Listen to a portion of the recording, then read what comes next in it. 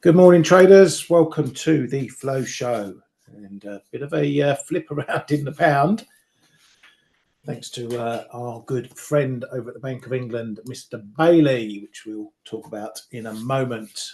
Quite a bit to get through. I'm keeping half an eye on my trading screen because I'm trading through these pound moves. So if I have to head off to do something, you'll have to excuse me. But trading comes first. Right, let's kick off. Japan, Ishiba still waffling on. Yesterday he said the economy is not in an environment for an additional rate hike. Again, the market took that as a dovish comment that may be going against the BOJ's grain. But it was just another comment that is in line with the Bank of Japan, because if the Bank of Japan thought they were in an environment for additional rate hikes, they would hike. And we know they don't. We know they aren't. So they're not going to hike yet. He then added that he wants to make the economy strong with economic packages. They're obviously watching what's going on in markets over there, because we then had overnight the Chief Cabinet Secretary Hayashi saying that PM Ishiba didn't request the BOJ governor to conduct any specific monetary policy when they met on Wednesday. Finance Minister Kato says that the specifics of monetary policy should be left to the BOJ, and that Ishiba's comments are based on the BOJ's explanation. He's also got an eye on markets, being finance minister, because he says it's important that FX moves in a stable manner, reflecting fundamentals, and they are watching currency moves with a sense of urgency. So he obviously picking up Suzuki's notes as he left them on his desk after leaving his post. There has been a big move in dollar yen yesterday. It went over 300 pips, which is, by definition, intervention territory for officials over there. Very strong moves at the moment. Again, a lot of this is the market seeming that the government is being a bit dovish. I disagree. I think they are sounding more cautious, but I don't think they're being dovish. But the market's going to do what the market's going to do, and we've still got high volatility here, so it's no surprise to see some big moves. I'm also a bit sore that I wasn't still long from the 143s and 142s after seeing it rocketing up to 147s. Instead, I managed to lose 25 odd pips shorting it last night up into this 146.50 level. So yeah, couldn't make money, so I decided to lose money on it instead. A small tight trade there. We did have a break of 147s, but it's pretty much matched these other spikes that we've had back in September. And prior to that, we've had these little spikes up 20s, 30s. So maybe a bit of a zone needs to be drawn here, but we've not got and held above 147 in all these moves. So that still makes this number the big one to watch. If we fail to do it here, we're having another little test as I speak. If we fail to hold it there, we could then see a bit more of a top forming, but I'm not sure whether I want to fight that again. We've had one of the BOJ bods out, one of the more dovish sounding, Noguchi. He says we must patiently maintain loose monetary conditions. We need more time to have a 2% inflation mindset.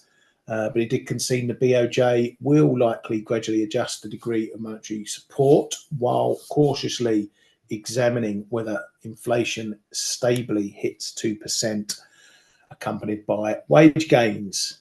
So the slow approach for the Bank of Japan continues. And again, I think that's another thing playing into some of these yen moves. The market is judging these comments and this rhetoric from Japan through the same lens that it does every other central bank.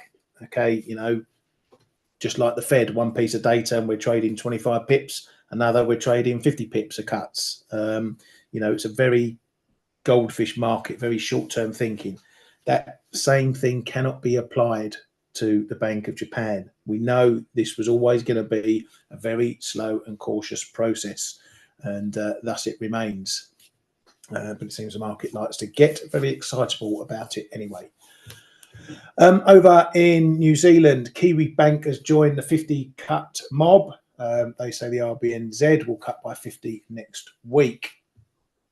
We've obviously had some data out today as well, more PMI data out. It's services day today. That kicked off in Australia, which saw a miss of expectations, lower than last month, down by a pip on expectations there. So creeping down in their numbers as well. Japan also seeing their numbers coming in softer than expected, 53.1 from 53.9. We had some Swiss data out as well, and a bit soft on the CPI front, minus 0.3 on the month, 0.8 versus 1.1 expected and prior on the year. The EU harmonised number also coming in lower, 0.9 versus 1% previously. The core CPI coming in at 1% versus 1.1%. So that's going to keep the SMB on the front foot in terms of being dovish, softer CPI there. Going through the rest of the data, Spain, again, surprising. They surprised to the upside in their manufacturing. They've surprised even better on their services number, 57 versus 54 expected, was expected to drop from 54.6 previously, but it came in much stronger.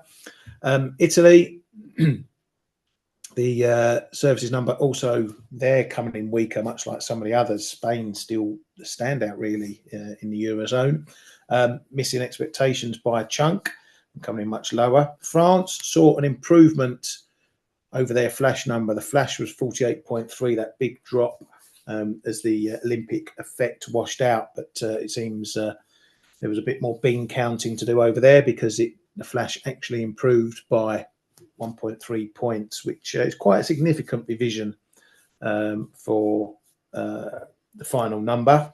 So maybe there was a little bit of leftover Olympics in there that helped improve that number.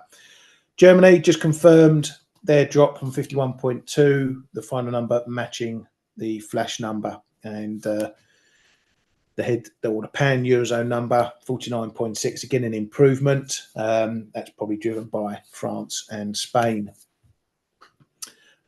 Coming into the UK, oh sorry, no, that was the composite. There's the services final, which again still improved, 51.4. UK as well, flash number 52.8, final number 52.4, a little bit softer. Some of the comments within that pointing to a bit of a moderation in unemployment, but there's still some price pressures playing out there. There was also what's called a decision makers panel, which is a BOE survey of firms. They have some CPI expectations, which still stayed pretty sticky. Then over the next 3 months, inflation expected to remain at 3.6%. 1 year expectation actually went up to 2.7% from 2.6%.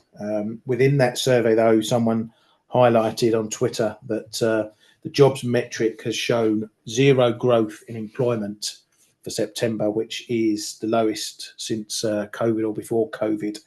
Again, could be a reason why Mr. Bailey decided to chuck an interview out. Before we get to his nibs, we'll go over to Germany and talk about talking your book. German Chancellor Scholz saying it's wrong to shut out foreign competition and narrow the circle of trading partners. He calls for more talks with China on electric vehicles. There's a vote going to be happening by EU countries as to whether to enact further tariffs and restrictions on China's electric vehicles. Of course, Germany's in the thick of that. What's become abundantly clear, they put a lot of their eggs in the China basket, and all these issues with China is blowing up in their faces. One of the reasons why the economy is doing so much worse. But Scholz wants to try and keep that momentum going, or keep their business with China going. He says that the EU Commission needs a fundamental reorganisation on the issue of competitiveness. Again, as I say, book talking 101. German Economy Minister Habeck He's not a happy bunny. He said further interest rate cuts are coming too slowly for me.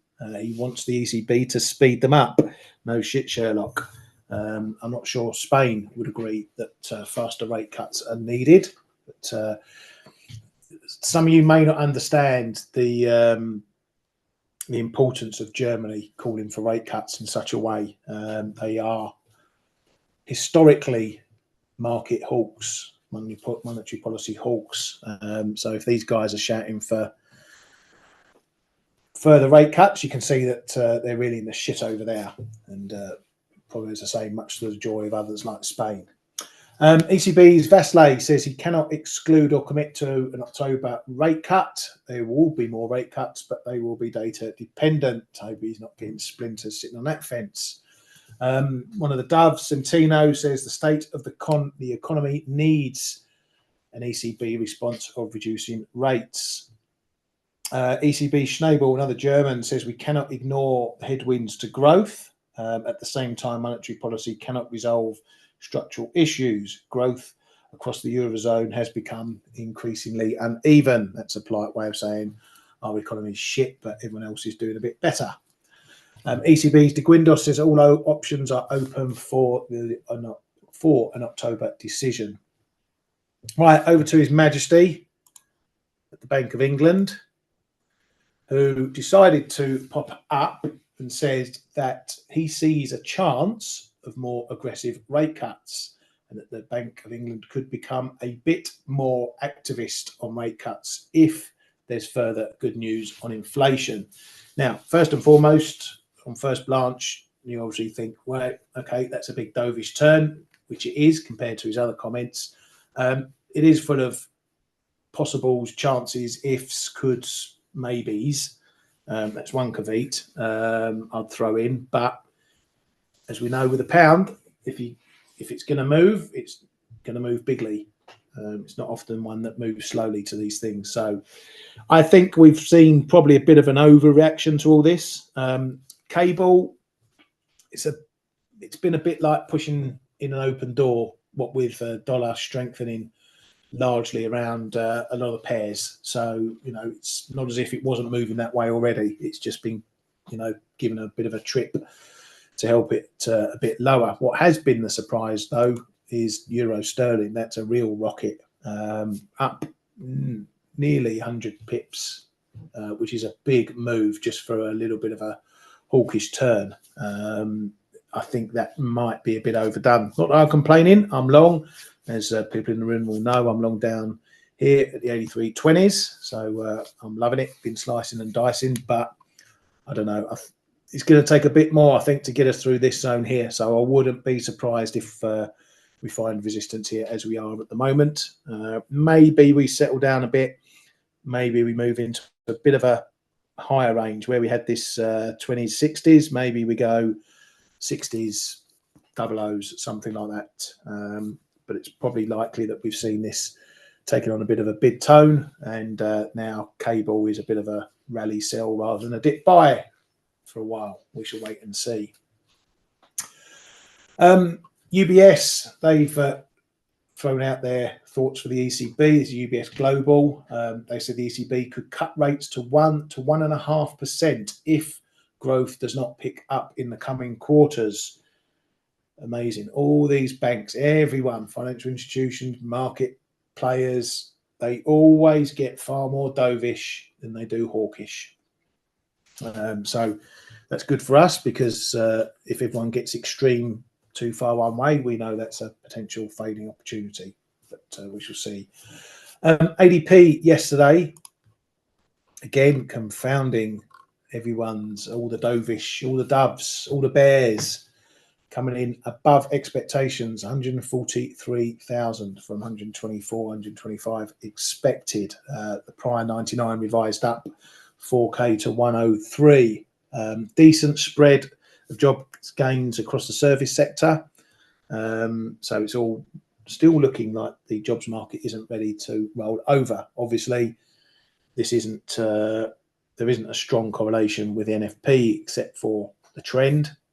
So you never know what we're going to get on Friday, but still, just when you think the markets or the US is ready to roll over, or looks like it's going to roll over, we get a positive number that brings it all the way back again. Fed's Barkin said a 50 pip rate cut in September was warranted because rates were out of sync with the decline in inflation. He says the unemployment rate is near its sustainable level, and that 50 basis points of cuts shown as the median from the dots for the rest of 2024 would also take a little bit of the edge off rates. So he was happy with the 50, and he's happy seemingly with another 50 through to the end of the year. In Mexico, the deputy governor said that monetary policy should stay at its current rate level for more time. So not looking like they're going to be cutting again anytime soon. The port strike in the US, port operators say they have no plans for discussions today or in the near term. So it looks like this thing is going to drag on. The longer it drags on, the more it's going to backlog, the longer that backlog is going to take to clear. As Blake pointed out in our chat room yesterday, for some reason, Americans are starting to clean out shops of toilet roll because they think there's going to be a shortage. Why fucking toilet roll? Why was it toilet roll during COVID, not food? Anyway, the funny thing about the toilet roll situation is that it's produced in Los Angeles, I believe, so it's not even affected by port strikes, or it's shipped in via LA, which aren't affected by port strikes anyway. So you go and answer that question, why toilet rolls are so important in the US. I would say it's because you lot talk so much shit, but I won't. Anyway, little dig to our American friends. US Deputy Secretary of State Campbell says it's not just Israel that is thinking about response options to the Iran attack. So the US making clear that what Iran has done may face severe repercussions and not just from Israel. That's it on the headline front. Thankfully, got through all that lot. Let's have a look at what's coming up in the data today before we get stuck into more charts. Not overly big set of numbers early on. Keep an eye on this Challenger job cuts. This is something that is going to spike up if we ask to see some decent size layoffs coming in. We heard about Samsung yesterday. I'm not sure if their US operations will filter into these numbers. They may do. This is going to be closely watched. The last report said that hiring had slowed to the lowest on record according to their survey. Still watching to see if we're going to slip from low hiring to firing. Jobless claims, hard to think that that one's going to show a shocker, but one point it might do. This might be the week, it might not. If it's not, the market's going to go meh and move on. This will have no impact on the NFP number because it's for last week, so it's not in the survey week for the NFP. Final S&P Global Services PMI still sitting pretty in expansion, so we'll get to see whether that's going to soften like we've seen in some of the others. Bit of factory orders and revised durable goods numbers, but then it's all about the ISM services number. Is it going to be a shocker, or is it going to be another one that confounds what the market thinks about a softening economy? The headline number is expected to rise 2 pips to 51.7. Now, after the manufacturing numbers where we saw big moves in jobs and prices, that's probably going to be the focus for this one as well. Obviously, if we get a stinky employment number, then that's going to play into expectations for the NFP on Friday. Got a couple of other Fed speakers up. Fed Schmid speaking, and Bostic. Well, we know what Bostic's position is. He was happy for a 50 cut, happy to do another 50 cut if the economy warrants it, which it doesn't at the moment. It's not even justifying the first 50 cut right now, but Fed's gonna Fed. Right, let's get on to what's going on. I've spoken about Euro Sterling cable. Had a couple of levels. This one was fairly significant for me. 131.70, bit of a zone down to 45s. It held up for about 5 minutes and then carved through. Let's go into a shorter. Well, let's go into a longer term chart first, just to show you that that level, that 31.70 level, because it is quite a doozy. It's a level we've had a lot of action at going back for some time, so going back through the years. So it's just one of those levels, watching it on the way up. That 45 area held when we had this big bounce, quite a significant hold there, up in the 131s all the way down to the 120s. So this is why I keep these big levels on the chart, because when we cross them, when we come to them, it's likely something happens. In this case, not a lot happened. As I say, we held up there for literally about 5 minutes, 10 minutes before carving through. Did the same here, held up there for 5 minutes before carving through. We just hit the next level, just into this 131 area. I've got my number at 131.10. We got to 131.06, so close enough. Into that big figure. So again, another bit of a zone again. Just this is more short-term price action from 131 down to 130.80s, 85s. So that's the area. It's looking for now like that might be a bit of a stretch point. So just keep an eye on that. If you're going to try longs, then this is probably your lower risk area to do so, unless you start getting a break back up above these levels. But I think we're probably going to be in rally sell mode for a bit longer, obviously depending on what happens with the US data, etc. So any big rallies, 132s, 132.5s, may now be seen as selling opportunities for some in the market. Dollar yen already spoken about. Oh, don't want to move that around. Euro dollar still creeping lower. It's mooching down towards this 110 level. Not at any great rate of speed since yesterday. I'm keeping my eyes on this zone again for a potential long. Probably keep it fairly tight given the mood in the dollar at the moment. But the level worked last time it was down here, and you know, a level's a level until it's not. So I've got in mind to give it another go for longs down here, but I'll take any moves down there on their merits at the time, seeing if it's data driven, what that data is, so on and so forth. If it's really strong data this afternoon from the US, then we might put in a little attack on it, maybe even a break, but I'll be interested to see what happens afterwards. If we do break this level, there's likely a ton of stops through here, so we could see a quick flush down, but then what happens after will be key. If we bounce quickly back above it, then that might entice me into longs for that one. Aussie dollar was still trying to hold up, but as I've been talking about, this 68.70 level was the key one. We've had a couple of tries, couldn't get under it. Had a couple of tries, tried to get under it. Now it's looking like it's becoming resistance, and we're having a push further down. So the air is coming out the tires on this one. So this now is important on the way back up. Any retests on that 68.70s that hold, likely to see a push down.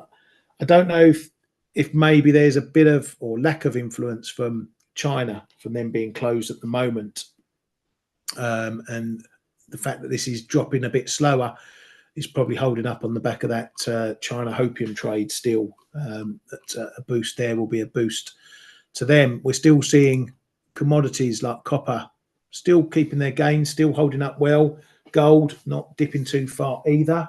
So on that front, that's still supportive for the Aussie.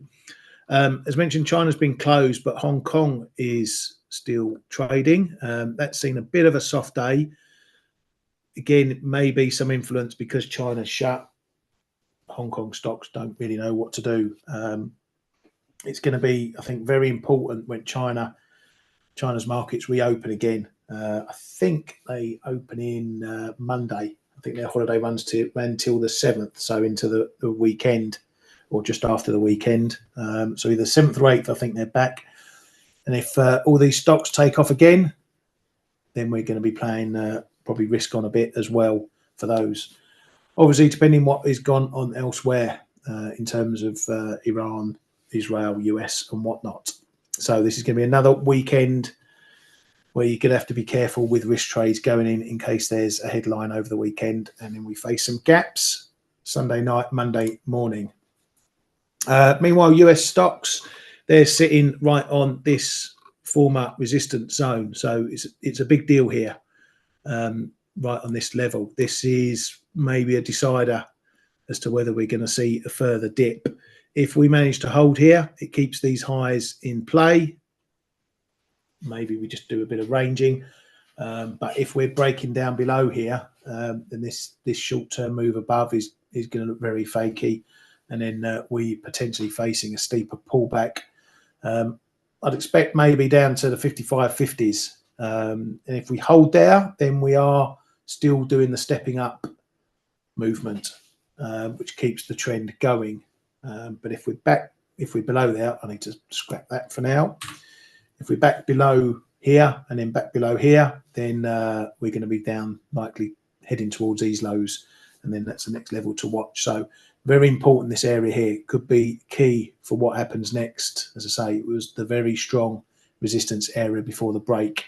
So this is the base it needs to build on to go on and take out those highs. Gold, as mentioned, again, not doing too much. Mooching around in this potential range that's formed now. We are again 2640, so that level is becoming something. This one, I think I'm going to boot it out. Let's get rid of it there because I'm not. It's not showing up as being anything really significant as opposed to some of these other levels. So as you can see, this is how I build my technical picture. You put in levels that may have something.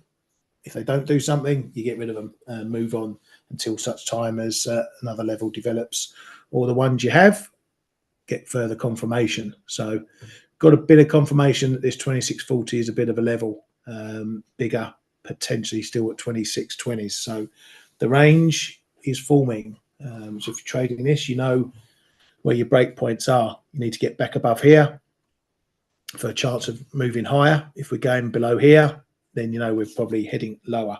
So you can change the range or trade the breaks or do both. Don't have to be pigeonholed into or blinkered into one trade or another. Just trade the levels and take the opportunities when they're given to you. Oil, we're always keeping an eye on oil. A lot of people look at US oil, but I prefer to look at Brent because the Middle East is Brent, not WTI. So you're going to get a bit more volatility here, and it becomes more of a leader than a lagger. It's still retaining its bid, obviously. We're still waiting to see what Israel does. The clock is ticking, as I say. If nothing happens today or tomorrow, there is the potential for something to happen over the weekend, and then you're looking at potential gaps and all sorts going on. So if you are in oil trades, if you're in risk trades, if you're on the risk on side rather than the risk off side, then you need to be very careful.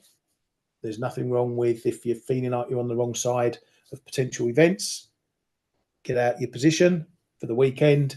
You can always get back in if nothing's happened the following week, but you don't want to be gapped on a trade and then you're going to potentially get stopped out nowhere near your stop, or you just blink of an eye, you're well offside. So account protection is the order of the day going into weekends at the moment, and we've still got the headline risk until we get to the weekend. Something can happen any time now. Yields, as I like to keep an eye on, these 2 years still maintaining this bounce. We are at a bit of a level coming into here, high 360, 370s. Got a bit of traffic through here. It just depends how much the market wants to push this. If we do see good data, we could be heading up to that 370 mark in 2s, 10s. Again, they're just knocking around this 380 level. So it's probably going to take something strong to get us all the way up to 390. But this end of the curve is going to potentially move faster than the shorter end. So I'd expect limited moves up on good data in 2s, but 10s might go a bit further. I think anywhere up 390s, 385, 390s, becomes a bit tempting for bond traders to start buying the dip in the price. So keep an eye on that over the data as always. Gavin says so many 4-hour and daily charts, very similar structures. Yeah, and I'm actually finding myself, because of the volatility. Most of you will know I tend to look at 15-minute charts intraday just to gauge price action for the day and for the week. But I'm finding I'm spending more of my time on the hourly charts just because of the volatility. It is higher, and it's just becoming clear on the hourly charts rather than the 15-minute charts. So you're probably going to see a few more of those when I put them in the room and chat them on the dashboard. That they're more hourlies than 15 minutes at the moment. But you're right. There's a lot of similar positions or similar patterns showing up. You know, obviously the dollar's having a big influence. So you're seeing a lot. You know, Aussie dollar, as we said, coming off the high, but holding the support level. Kiwi coming off its highs, holding the important support levels. Cable doing a bit more, but holding the levels. Euro sterling going some, holding the levels. So we're getting these swings, but it has to do more to start breaking some of these moves and these patterns. You know, this is Gregor's dream in terms of waves. It's always, everyone starts getting bearish on things when you see strong moves like this, but take a longer view of things. You know, take the trend since August. We're still in an uptrend, and if we bounce here, there's every chance we continue higher, and then this just looks like a pullback. People always get bearish at the bottom of moves rather than at the top of moves, but that's another story altogether. Right, you guys and girls, got anything else you want me to look at? Have a look at dollar CAD quickly, though that's still doing nothing. This one's become the new the American Canada version of euro sterling at the moment. As a bit of a move, then just sits and does nothing for ages. Again, though, it's just caught in the crosswinds of everything else going on. So you got the risk move, you got the oil move, you got the commodity move. So yeah, dollar CAD is probably not one you want to be keeping an eye on if you want a big move, but we've obviously had bigger moves elsewhere, particularly in some of the crosses like Euro CAD. Probably need to do a bit of tidying up on my charts here. So we had this bit of an attempt at a breakout up here. We couldn't, so that potentially keeps us in a bit of a range pattern, quite a wide range, obviously, down to 42s, 43s. Our old mate, 46.5, hasn't been visited for a few weeks, so maybe we're going to get a move down there, our old magnet line that we've watched so often before. The same magnet line we've got in Aussie Kiwi as well, but we've moved away from that. Again, we had another test, middle of September, moved away. We're just up, tapping around this 110, 110.20 area again. I am thinking this has been, again, this is a bit of central bank divergence. Everyone getting all dovish over the RBNZ going for 50s. This is a risk of a big reversal if they only go 25 next week. Plus, I'm still in the camp where Australia is probably closer to rate cuts than they believe they are. So, don't know if we get if this keeps creeping up, I might consider trying shorts again. I did try it last time in that move and got stopped out by about 20 pips before it collapsed.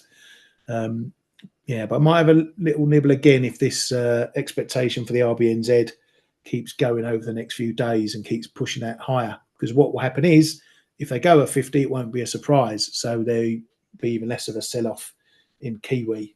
That will be the plan anyway. So I'm keeping an eye on that one for potential shorts. The Fed is fedding. Yeah, the Fed's always fedding, mate. Always fedding. Fed's going to fed. That's what they do. Right, anything else for anything else? Well, we got there. Euro dollar trend. I've mentioned euro dollar already, Tarek. I don't see any trend change at the moment. As I've just said, a lot of these pairs, they're all maintaining this trend. So until we start breaking down through the fibs, this is a big area. This would potentially signal a change in trend if we get through there.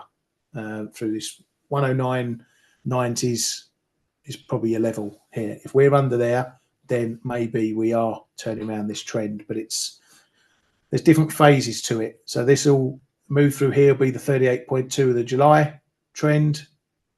It'll be the 50 fib of the August trend. So there's a trend within a trend, or two different phases, as I say, that would potentially mark that we're changing the trend. But if we don't, what are you going to do? You're going to short it down here. You can short it on a break, but I certainly wouldn't try shorts down here unless there's a big bit of data or something telling us that we should short it down here. Right. We'll call that a day for today. It's been a bit busy already. I feel half knackered sitting down and seeing what the quid is going to do. Have a great day, everybody. Tarek, so you're short. If you don't, you will close your position. You can always keep a little bit on, mate. Tighten up your stop rather than get out. You know, I don't like giving up a winning trade. So if you're short, euro dollar, it's going your way. Just tighten up your trailing stop behind. Take a bit of profit. Maybe leave a bit off, leave a bit on, just in case it does break. Or conversely, you can always trade the break if it does go below and get back in. So last bit of advice there. Have a great day, everybody. Stay safe. Stay well. We'll see you all tomorrow.